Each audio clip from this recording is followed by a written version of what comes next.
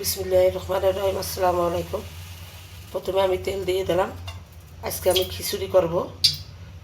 পেঁয়াজ কুচি দিয়ে দিলাম। এখন আমি কিছু কাঁচা জাল দিয়ে দিলাম। সুন্দর করে ভুনে নেব। এখন আমি এলাচ দারচিনি দিয়ে দিলাম, তেজপাতা দিলাম।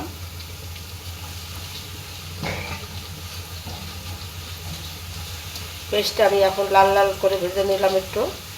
এখন আমি পানি দিয়ে দিচ্ছি।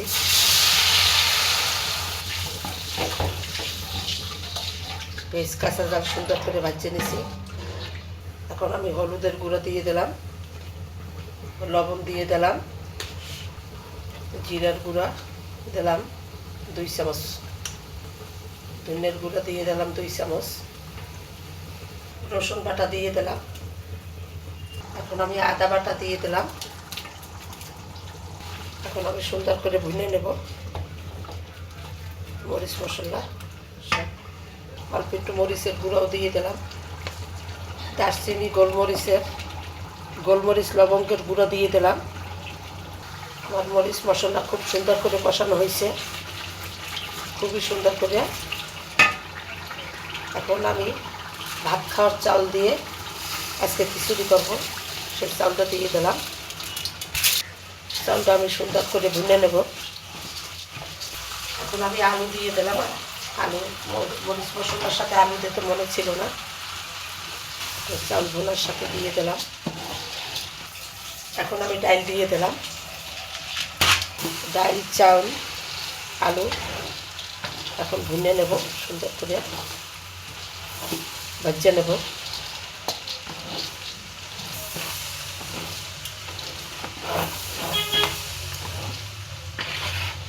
আজ আমি ভাত খাওয়ার চাল দিয়ে খিচুড়ি করতেছি। আপনারা দেখেন, চাউল ডাল আমার ভাজা হয়ে গেছে। এখন আমি গরম পানি দিয়ে দেব। এই যে গরম পানি দিয়ে দিচ্ছি, নাড়াচাড়া করে দেব। সুন্দর করে নাড়াচাড়া করে দিলাম। এখন আমি ঢাকনা দিয়ে দিলাম।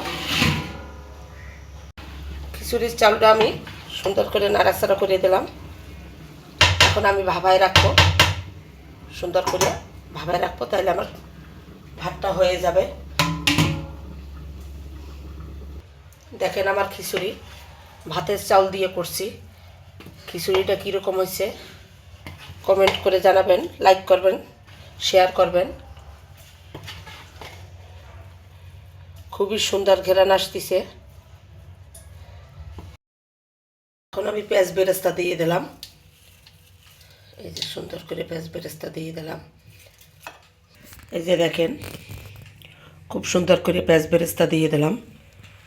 খিচুড়িটা কীরকম হয়েছে লাইক কমেন্ট করবেন, কমেন্ট করে জানাবেন যে খিচুড়ি কীরকম হয়েছে, শেয়ার করবেন।